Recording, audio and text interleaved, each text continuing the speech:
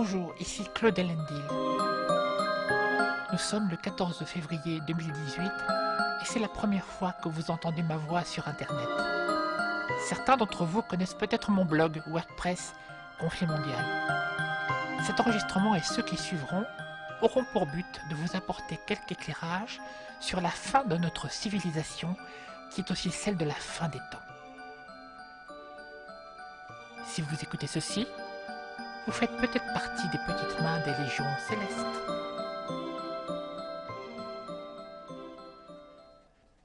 Tempêtes, tornades, incendies, coulées de boue, froid intense et douceurs anormales ont ponctué ce début d'année 2018. Si cela est insuffisant pour les considérer comme de possibles signes, ce serait aussi une erreur de se contenter de l'unique alibi du réchauffement climatique pour tout justifier. Celui-ci est non seulement bien pratique pour expliquer le chaos climatique qui grandit, mais il permet de désamorcer les prochains événements climatiques extrêmes qui sont attendus et décrits par les prophéties.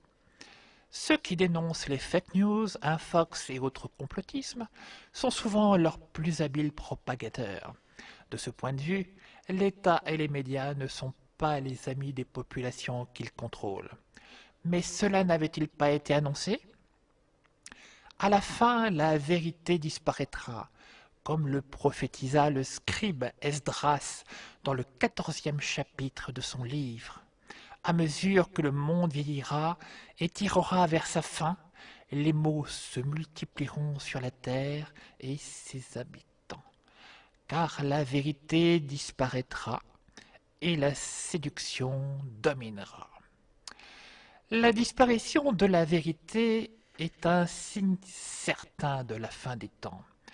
Quant à la séduction, son étymologie latine, seductum, seduco, seducere, nous renvoie au concept de corruption, à l'action consistant à détourner l'individu du droit chemin. Si la séduction nous est vendue par le monde comme un bien de jouissance vers lequel tendre, c'est en fait un mal profond, une de ces innombrables machines à se damner qui pullulent en notre temps. Nous évoluons dans un temps de mensonges, d'autant plus grave que les moyens pour les propager ne cessent de croître et que l'espace de communication, à mesure qu'il grandit, devient parfois inaudible. Cette hypercommunication était toutefois un prérequis pour que la révélation puisse avoir lieu, car chacun doit être à même de connaître, dans l'instant, les événements et l'étendue des maux qui doivent être envoyés à l'humanité, et ce, où qu'ils surviennent à la surface de la Terre. Tout le monde doit voir et savoir ce qu'est le dévoilement apocalyptique. Sa nature, les protagonistes, les enjeux, les puissances surnaturelles en lice. Nous allons être les spectateurs et les acteurs des prochains événements. C'est aussi parce que le mensonge domine que, chaque fois que surviendra un événement annoncé par les prophéties, le monde s'empressera de lui trouver une justification exclusivement humaine, un alibi prosaque conçu pour que l'être humain ne se pose aucune question, surtout spirituelle, et puisse continuer à travailler à la ruine de la terre et à son propre malheur. Connaissant le degré d'aveuglement qui est le nôtre, l'éveil et les conversions au Christ seront lentes à émerger de ce chaos mondial. La disparition d'un autre élément a été annoncée comme étant concomitant de la fin des temps.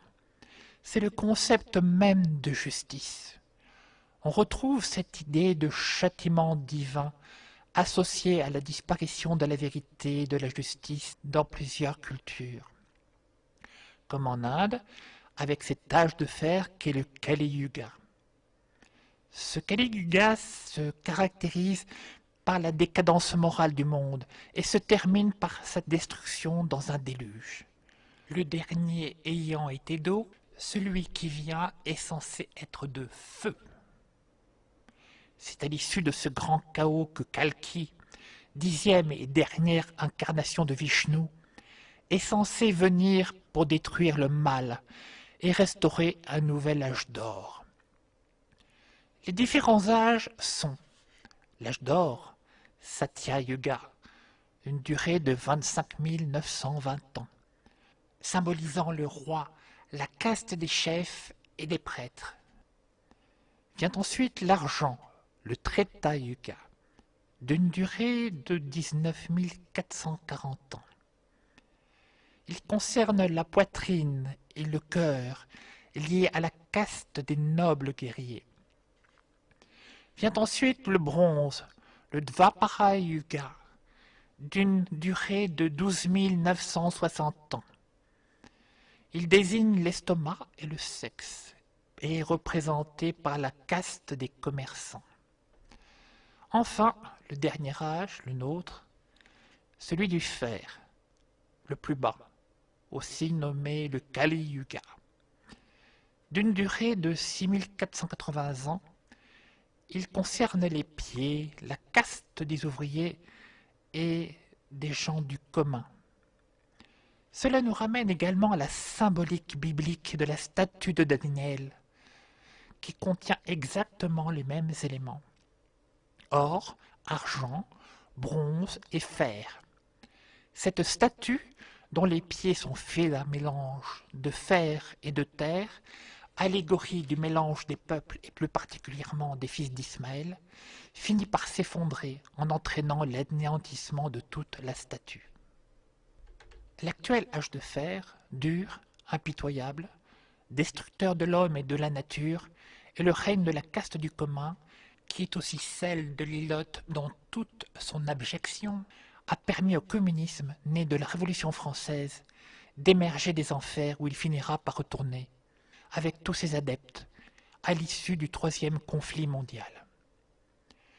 Nostradamus dit « Après avoir parcouru le monde, il reviendra s'éteindre là où il est né, en France. » Le cycle du Kali Yuga, qui a une durée de 6480 ans, s'est achevé en 1999, date nostradamique par excellence. D'autres exégètes définissent sa fin en 2082, mais ce sujet reste l'objet de vifs débats. Quoi qu'il en soit, et même si l'étude des cycles hindous peut se révéler d'une extrême complexité, notre temps correspond également au règne de la Lune, des foules et des démocraties, annoncé par Nostradamus. Dans sa lettre à César, son fils, Nostradamus écrit « Et maintenant que nous sommes conduits par la Lune, moyennant la totale puissance de Dieu éternel, avant qu'elle ait parachevé son total circuit, le Soleil viendra, et puis Saturne. Car selon les signes célestes, le règne de Saturne sera de retour. Que de tout calculer, le monde s'approche d'une anaragonique révolution. » Nostradamus conjugue anar, l'anarchia grecque, la désertion du pouvoir et le chaos, et agon, combat, toujours en grec, pour former anaragonique révolution. Le cycle de destruction et du chaos. Le règne de la Lune ayant cessé, ceux du Soleil et de Saturne viendront, mais pas sans que le monde soit auparavant passé par les guerres et l'anarchie. Maladie, famine, guerre et révolution, inondation dans le langage nostradamique, feront tant qu'il demeurera peu d'hommes sur terre et que les cultures ne trouveront plus de cultivateurs. Il poursuit son propos en liant ces événements au commencement du 7e millénaire et annonce le 8e où Dieu mettra fin au cycle de l'humanité et où s'avancera le jugement céleste. Nostradamus associe également la fin de l'âge des poissons à la venue d'un grand monarque. Il parle de la piscature barque, de la barque de pierre, piscis, poisson en latin, qui finira par se perdre à la fin des temps. Saturne incarne le renouveau, le retour du monde à un âge d'or. C'est lui qui, symboliquement parlant, doit assurer le recommencement de la civilisation après que le dernier âge ait disparu, en emportant avec lui les 3/4 de l'humanité. Le site mythologica.fr nous donne une interprétation intéressante de Saturne. Lorsque Saturne fut chassé de l'Olympe par son fils Jupiter, il vint en Italie, à l'endroit où Rome devait s'élever plus tard. Là, il fut accueilli par Janus, qui occupait déjà les hauteurs du Janicule. Saturne s'installa sur la colline située sur la rive droite du Tibre, le Capitole. C'est pour cette raison que le Capitole s'appelait primitivement le mont de Saturne, Saturnus Mons. Il y fonda un village fortifié qui porte selon la tradition le nom de Saturnia. En même temps que l'agriculture et la taille de la vigne, Saturne enseignait aux habitants du Latium les premières lois et l'utilisation de la monnaie pour faciliter les échanges. Son règne fut l'âge d'or célébré plus tard par les poètes. L'étude des ères astrologiques est aussi très instructive. Après l'ère du Taureau, de moins 4200 à moins 2000, vint celle du Bélier, environ moins 2000 à 200. Puis celle des Poissons, l'ère christique, qui a commencé entre 229 et 292. Et effectivement, ce fut celle de l'émergence du christianisme à travers toute l'Europe. Ce sont des cycles longs, ce qui implique de longues transitions. Et nous abordons la 4e ère, celle du Verseau, dont l'avènement doit se situer entre 1389 et 2452. C'est ce temps de transition qui nous sépare de cette époque, qui est semblable à un accouchement. Et c'est cela qui doit être difficile.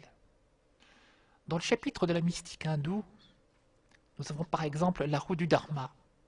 Le Dharma relie en tant que religion véritable et éternelle les normes des lois sociales, politiques, familiales, personnelles et naturelles. Le Dharma est aussi symbolisé par un taureau, dont chaque patte est une vertu. L'effondrement final du taureau du Dharma s'achève avec celui de sa dernière patte. Au fil des ères, les pattes qui le supportaient ont disparu par la dégénérescence. Effort, pénitence, pureté, la 2e patte, et compassion étaient les 3 premières. La 4e étant la vérité. Quelques mots sur la mécanique de l'âge de fer que nous vivons. En sanskrit, Purana signifie ancien ou vieux. Les Puranas regroupent d'anciens textes mythiques et religieux de la littérature indienne.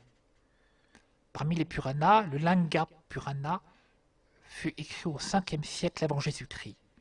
Traité ésotérique établissant l'infinité du temps passé et futur à travers une infinité de Mahakalpa, 311 000 milliards d'années, son chapitre 40 traite du Kali Yuga et de ses conséquences. Voilà ce qu'il nous dit. Les plus bas instincts stimuleront les hommes. Ils préféreront les idées fausses et n'hésiteront pas à persécuter les sages.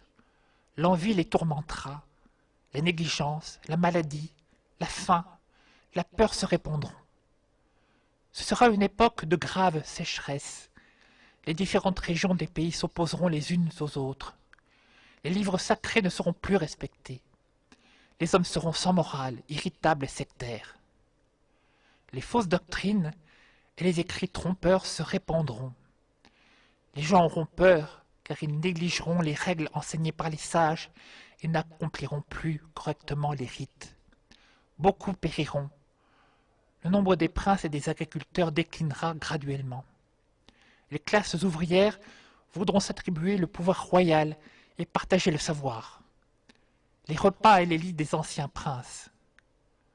La plupart des nouveaux chefs seront d'origine ouvrière. Ils pourchasseront les prêtres et les tenants du savoir. On tuera le fœtus dans le ventre de leur mère et on assassinera les héros. Les Shudras, les hommes de basse caste, prétendront se comporter comme des brahmanes, comme des prêtres, et les prêtres comme des ouvriers. On voit ici l'inversion des valeurs. Des voleurs deviendront rois et les rois seront des voleurs. Nombreuses seront les femmes qui auront des rapports avec plusieurs hommes. La stabilité et l'équilibre des 4 classes de la société et des 4 âges de la vie disparaîtront partout. La terre produira beaucoup dans certains lieux et trop peu dans d'autres. Les dirigeants confisqueront la propriété. Ils cesseront de protéger le peuple. Des hommes vils qui auront acquis un certain savoir, sans avoir les vertus nécessaires à son usage, seront honorés comme des sages. Les hommes qui ne possèdent pas les vertus de guerriers deviendront rois. Les savants seront au service d'hommes médiocres, vaniteux et haineux. Les prêtres s'aviliront en vendant les sacrements. Il y aura beaucoup de personnes déplacées, errant d'un pays à un autre. Le nombre des hommes diminuera, celui des femmes augmentera.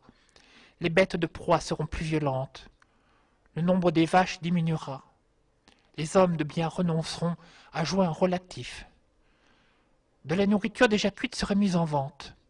Les livres sacrés seront vendus au coin des rues. Les jeunes filles feront commerce de leur virginité. Le dieu des nuages sera incohérent dans la distribution des pluies. Les commerçants feront des opérations malhonnêtes. Ils seront entourés de faux philosophes prétentieux. Il y aura beaucoup de mendiants et de sans-travail. Tout le monde emploiera des mots durs et grossiers. On ne pourra se fier à personne. Les gens seront envieux. Nul ne voudra rendre un service rendu. La dégradation des vertus et la censure des puritains hypocrites et moralisateurs caractériseront la période de la fin du Kali Yuga. Il n'y aura plus de rois. La richesse et les moissons diminueront. Les groupes de bandits s'organiseront dans les villes et les campagnes. L'eau manquera et les fruits seront peu abondants. Ceux qui devraient assurer la protection des citoyens ne le feront pas. Nombreux seront les voleurs. Les viols seront fréquents. Beaucoup d'individus seront perfides, lubriques et prêts à tout. Leurs cheveux seront en désordre. L'espérance de vie de beaucoup d'enfants ne dépassera pas 16 ans. Des aventuriers prendront l'apparence de moines, avec la tête rasée et des vêtements orangés, des chapelets autour du cou. On volera des réserves de blé. Les voleurs voleront les voleurs. Les gens deviendront inactifs, léthargiques et sans but. Les maladies, les rats et les substances nocives les tourmenteront. Les gens affligés par la faim et la peur se réfugieront dans des abris souterrains. Rares seront les gens qui vivront 100 ans. Les textes sacrés seront altérés. Les rites seront négligés. Les vagabonds seront nombreux dans tous les pays. Des hérétiques s'opposeront au principe des 4 castes et des 4 âges de la vie. Des gens non qualifiés passeront pour des experts en matière de morale et de religion. Les gens massacreront des femmes, des enfants, des vaches et se tueront les uns les autres. Des gens de toutes origines épouseront des filles de n'importe quelle race. Les femmes deviendront indépendantes et rechercheront les beaux mâles. Elles quitteront un mari sans ressources pour un homme riche. Elles seront minces, gourmandes, attachées au plaisir, égoïstes, ne s'intéressant qu'à elles-mêmes. Se livreront aux désirs des hommes les plus vils et pratiqueront des actes obscènes. Les hommes ne chercheront qu'à gagner de l'argent. Les plus riches détiendront le pouvoir. Les gens sans ressources seront leurs esclaves. Les chefs d'État ne protégeront plus le peuple, mais, au moyen d'impôts, s'approprieront les richesses. Les agriculteurs abandonneront la terre pour devenir ouvriers.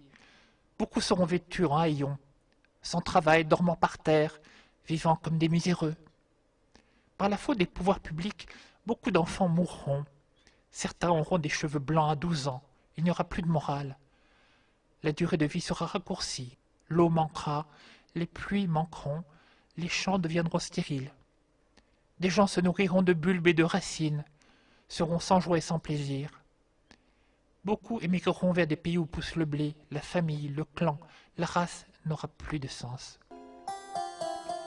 Voilà, nous ne pouvons que constater la pertinence d'un nombre grandissant d'éléments constitutifs de l'effondrement annoncé. C'est ici et maintenant. À chacun de se faire son opinion. La mienne est déjà arrêtée.